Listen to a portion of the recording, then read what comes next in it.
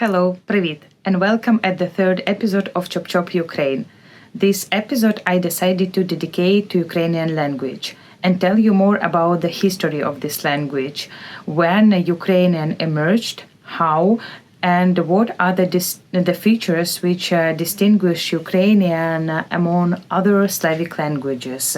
But most importantly, why Ukrainian is a language of courage, which Russia tried to eliminate for centuries and was not successful. So let's begin this episode. To give you some short frame or content table, because I wanted to make and tell you a lot about Ukrainian, but I do not want to make too long videos. So I decided to split this topic in parts. In the first episode, I would like to tell you about the history of Ukraine. And honestly, I don't have the plan yet, but in the other episodes, I would like to tell more maybe about phonetics or morphology, and also tell you maybe region-wise how different is Ukrainian and about its dialects. But this episode is about the history.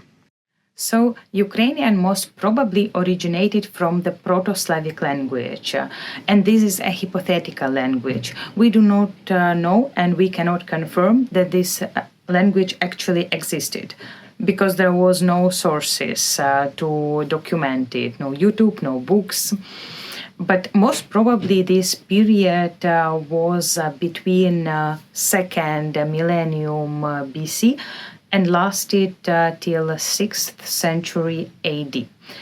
And when it comes to already formatting Proto-Ukrainian language, it was between 6th and 11th centuries. But it was not still a separate system, right? When we talk about Ukrainian being established as a separate system and language, it is between 12th and 13th century. And mainly, Ukrainian was establishing in two regions of Ukraine, which is Podilla and Polissa. During the time of Kyivan Rus, two main languages were used. First of them is Church Slavonic, which was used mainly for religious purposes, and another one is Old East Slavic, which was used in everyday life and also to write first books. Interestingly, but not surprisingly, when you will search Old East Slavic on internet, you might see that it's also mentioning about origins of Russian language, which is complete misinformation and Russian propaganda. Kyivan Rus, just as Old East Slavic, which were used in the historical Ukrainian lands, has absolutely nothing to do with Russia. And actually, the first book, which is picturing the early development of Ukrainian language, is the primary chronic, which is telling about the early stories from Kyivan Rus and basically showing the development of Ukrainian language. Ukrainian language was developing over centuries, influenced by another communities and cultures. The Crimean Tatars brought Turks elements to Ukrainian. Also, Jewish communities influenced Ukrainian as well as other neighboring countries. So Ukrainian was becoming more melodic and more complex. However, not all of our neighbors appreciated the development of Ukrainian.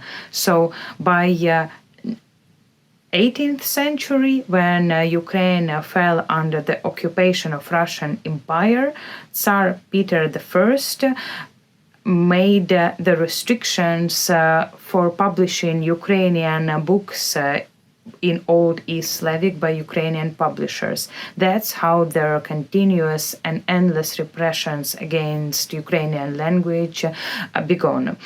Also, Peter II and Katerina II continued forbidding Ukrainian and doing everything possible to erase our language. Despite it all, Ukrainian continued to develop and continued to flourish. By the end of 18th century, Old Ukrainian transitioned into modern Ukrainian. So by that time, the first masterpieces of Ukrainian literature appeared, which are Kotliarevskyi, Eneida, and Kobzar by Taras Shevchenko, which are symbolizing the beauty of modern Ukrainian language. Interestingly, but not surprisingly, more beautiful and strong Ukrainian language were becoming harder. Russian Empire tried to suppress it. Just between the middle of 19th century to the beginning of 20th century, there were around 500 orders for restricting the use of Ukrainian language. Among them, the most infamous one is Valuyev Circular, which was forbidding the publishing of Ukrainian books, and Emsky Ukaz, which actually was banning the use of Ukrainian language almost everywhere. The 20th century brought a lot of challenges and milestones for Ukrainian language. The liberation movement between world wars allowed Ukrainian to be used again in public sectors and schools and even publications.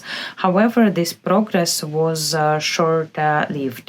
When Bolsheviks seized the power and occupied Kyiv later, speaking proper Ukrainian was extremely dangerous. You could be imprisoned or even killed. The dark period is remembered as Rozsтріляне відродження, the executed renaissance in Ukraine, when Ukrainian culture and Ukrainian cultural elites were allowed to flourish for a moment, just to be used as a trap to be able to easily identify them and then execute them. So, even after Ukraine gained independence in 1991, we still experienced massive influence from Russian media, entertainment programs, and books, just because they were cheaper and in a much bigger quantity, which was not the same when it comes to quality. Only steadily and slowly Ukraine started developing their own content, and more content started to be in Ukrainian. This, however, faced another setback when pro-Russian President Viktor Yanukovych came to power and tried to restrict Ukrainian language once again. This faced severe protests all over the country. The biggest one occurred in Kyiv in 2013, when actually 100 people died in order to kick this president out of the country and come back to Ukrainian-oriented country and Ukrainian-oriented Ukraine, which belongs to European Union. So we are at the end of the episode, and just as the conclusion, I would like to tell that Ukrainian faced so many challenges and obstacles through the history, but we are still speaking Ukrainian today, and Russia and Russian Empire in the past tried a lot to eliminate Ukrainian, but they were not successful, just like always. And we continue to proudly speak Ukrainian and being so privileged thanks to the fight of all our ancestors during centuries. And especially I am so happy and proud to see foreigners who are learning Ukrainian. You guys are the best. It's amazingly heartwarming, and I hope you enjoyed this episode. You learned something new.